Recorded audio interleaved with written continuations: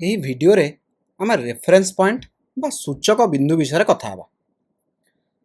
ତେବେ ସୂଚକ ବିନ୍ଦୁ ଆମକୁ କୌଣସି ବସ୍ତୁର ଅବସ୍ଥିତି ନିର୍ଦ୍ଧାରଣ କରିବାରେ ବହୁତ ଉପଯୋଗୀ ହୋଇଥାଏ। ଚାଲନ୍ତୁ ମୁଁ ଏକ ଉଦାହରଣ ଦେଇ ତୁମକୁ ଏହାକୁ ବୁଝାଉଛି।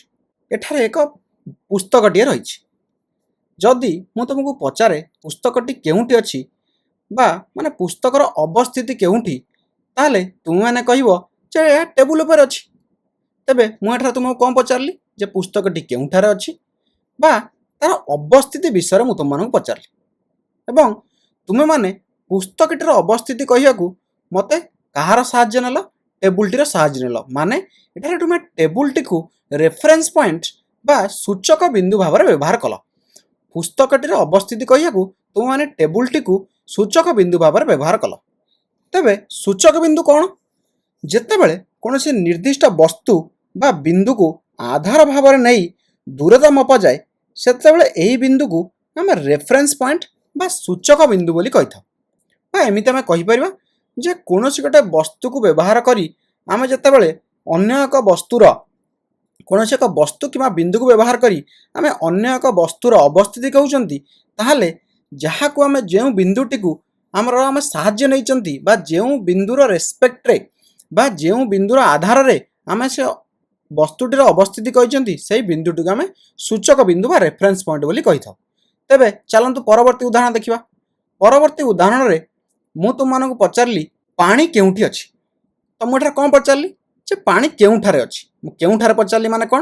ମୁଁ ପାଣିର ଅବସ୍ଥିତି ପଚାରୁଛି। ତେବେ ତୁମମାନେ ମୋତେ କ'ଣ କହିବ ଯେ ବୋତଲ ଭିତରେ ଅଛି। ତେଣୁକରି ମୁଁ ଏଠାରେ ବୋତଲକୁ ରେଫରେନ୍ସ ପଏଣ୍ଟ ବା ସୂଚକ ବିନ୍ଦୁ ଭାବରେ ବ୍ୟବହାର କଲି। ଏବେ ଚାଲନ୍ତୁ ଟିକେ ଜଟିଳ ଉଦାହରଣ ଦେଖିବା।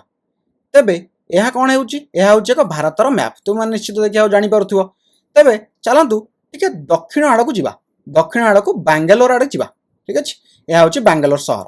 ମୁଁ ମୋର 2 ଜଣ ସାଙ୍ଗକୁ ଫୋନ୍ କଲି ଏବଂ ପଚାରିଲି ଯେ ବାଙ୍ଗାଲୋର କେଉଁ ସ୍ଥାନରେ ବା କେଉଁ ଜାଗାରେ କେଉଁଠି ଅଛି। ତେବେ ମୁଁ ଯେତେବେଳେ ଆଶିଷକୁ ଫୋନ୍ କଲି, ଆଶିଷ ମୋତେ କହିଲା ଯେ ବାଙ୍ଗାଲୋର 300 କିଲୋମିଟର ପଶ୍ଚିମ ଦିଗରେ ଅଛି।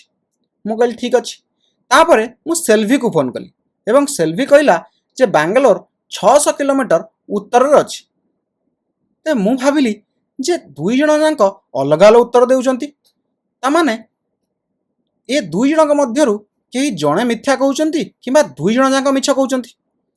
କିନ୍ତୁ ମୁଁ ଯେତେବେଳେ ଭଲ ଭାବରେ ଭାବିଲି, ଦେଖିଲି ବା ଭଲ ଭାବରେ ଚିନ୍ତା କଲା ପରେ ମୁଁ ଜାଣିଲି ଯେ ଉଭୟ ଠିକ୍ କହୁଛନ୍ତି, କେହି ମଧ୍ୟ ମିଛ କହୁନାହାନ୍ତି। କାହିଁକି? ଆଶିଷ କେଉଁଠି ଅଛି? ଆଶିଷ ଅଛି ଚେନ୍ନାଇରେ ଏବଂ ତାଠାରୁ ବାଙ୍ଗାଲୋର 300 କିଲୋମିଟର ପଶ୍ଚିମରେ ଅଛି। ସେହିପରି ସେଲ୍ଭି କେଉଁଠାରେ ଅଛି?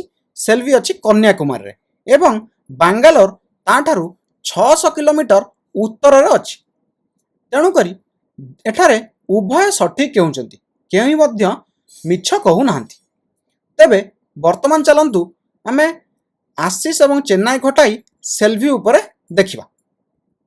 ଚାଲନ୍ତୁ ଏଠାରେ ଆମେ କାହାକୁ ସୂଚକ ଭାବରେ ନେଲେ? ସୂଚକ ବିନ୍ଦୁ ନେଲେ କନ୍ୟାକୁମାରୀକୁ ଏବଂ ଏବଂ ସେଲ୍ଭି ହିସାବରେ ବା କନ୍ୟାକୁମାରୀ ହିସାବରେ ଆମେ ବର୍ତ୍ତମାନ ଏହାକୁ ତର୍ଜମା କରିବା। ଯଦି ମୁଁ ସେଲ୍ଭିକୁ ପଚାରିବି ଏବଂ ସିଏ ଚାହିଁବ ଯେ ବାଙ୍ଗାଲୋର ତାଠୁ 600 କିଲୋମିଟର ଦୂର, ସେ ତଥ୍ୟକୁ ଯାଞ୍ଚ କରିବାକୁ ବା ଭେରିଫାଏ କରିବାକୁ ସେ କ'ଣ କରିବ? ତା ଘରୁ ଆରମ୍ଭ କରିବ। 0 କିଲୋମିଟର, 100 କିଲୋମିଟର, 200 କିଲୋମିଟର ଏହିପରି ମାପି ମାପି ଚାଲିବ। 300 କିଲୋମିଟର, 400 କିଲୋମିଟର, 500 କିଲୋମିଟର ଏବଂ 600 କିଲୋମିଟରରେ ସେ ବାଙ୍ଗାଲୋର ପହଞ୍ଚିଯିବ। ଏଠାରେ ଗୋଟିଏ କଥା ଧ୍ୟାନ ଦିଅନ୍ତୁ, ଯେତେବେଳେ ସେ ତା ଘରୁ ବାହାରିଲା, ସେ 0 କିଲୋମିଟର, କନ୍ୟାକୁମାରୀକୁ ଆମେ 0 କିଲୋମିଟର ଦେଲେ ତ ତାହା ହେଇଗଲା ସୂଚକ। ଯେତେବେଳେ 100 କିଲୋମିଟର ଆସିଛି, ସେ ମାପିବ ଯେ ସୂଚକ ବିନ୍ଦୁ ଠାରୁ ସେ 100 କିଲୋମିଟର ଆସିଛି। ସେହିପରି ସେତେବେଳେ 200 କିଲୋମିଟର ଆସିଛି, ସେ ମାପିବ ଯେ ସୂଚକ ବିନ୍ଦୁ ଠାରୁ ସେ 200 କିଲୋମିଟର ଆସିଛି। ତେଣୁକରି ଏଠାରେ ସମସ୍ତ ଦୂରତା ସମାନ ବିନ୍ଦୁରୁ ମପା ଯାଉଛି। କେଉଁଠାରୁ? କନ୍ୟାକୁମାରୀରୁ, ସେଲ୍ଭି ଯେଉଁଠାରୁ ଅଛି। ତେଣୁକରି ଆମେ ସେଲ୍ଭି ଯେଉଁଠାରେ ଅଛି ତାହାକୁ ଆମେ ଏଠାରେ ସୂଚକ ବିନ୍ଦୁ ଭାବରେ ବ୍ୟବହାର କରୁଛନ୍ତି। ଏବେ ଚାଲନ୍ତୁ ଆମେ ଆଉ ଏକ ଉଦାହରଣ ଦେଖିବା। ଏହା ହେଉଛି ଏକ 100 ମିଟର ଟ୍ରାକ୍। ଏଠାରେ କ'ଣ ହେବ? 100 ମିଟର ଦୌଡ଼ ହେବ। ଅଲିମ୍ପିକରେ 100 ମିଟର ଦୌଡ଼ ଏକ ବହୁତ ବଡ଼ ପ୍ରତିଯୋଗିତା। ତେବେ ଚାଲନ୍ତୁ ଏଠାରେ 100 ମିଟର ଦୌଡ଼ ଅଛି। ଏହା ହେଉଛି ଏହାର ଆରମ୍ଭ ଲାଇନ୍ ଏବଂ ଏହା ହେଉଛି ଏହାର ଶେଷ ଲାଇନ୍। ତେବେ ଏଠାରେ ବିଭୋର, ଜୋଏଲ ଏବଂ ଉସେନ ବୋଲ୍ଟ 3 ଜଣ ଦୌଡ଼ିବା ଆରମ୍ଭ କଲେ। ତେବେ 5 ସେକେଣ୍ଡରେ ଆମେ ଦେଖିଲୁ ଯେ विभोर किछि बाट जाइछि, जोएल किछि बाट जाइछि एवं उसेन बोल्ट बहुत आगे अछि। तेबे मु जानिବାକୁ चाहली सेमानकर अवस्थिति माने विभोर रो, जुएल रो एवं उसेन बोल्ट रो। तेबे विभोर, जुएल, उसेन बोल्ट। तेबे मु देखिली जे उसेन बोल्ट केउठार अछि। उसेन बोल्ट पाखापाखि आरंभ ठारू 45 मीटर दूरतार अछि। तेणुक मु उसेन बोल्ट साइड लिखिदेली 45 मीटर। सेहीपरि जोएल केते दूर अछि? जोएल आरंभ ठारू 20 मीटर दूरतार अछि। सेहीपरि मु जेतले विभोर रो पोजिशन बा अवस्थित देखिया गली मु देखिली विभोर आरंभ लाइन बा स्टार्टिंग लाइन ठारू 30 मीटर दूरतार अछि।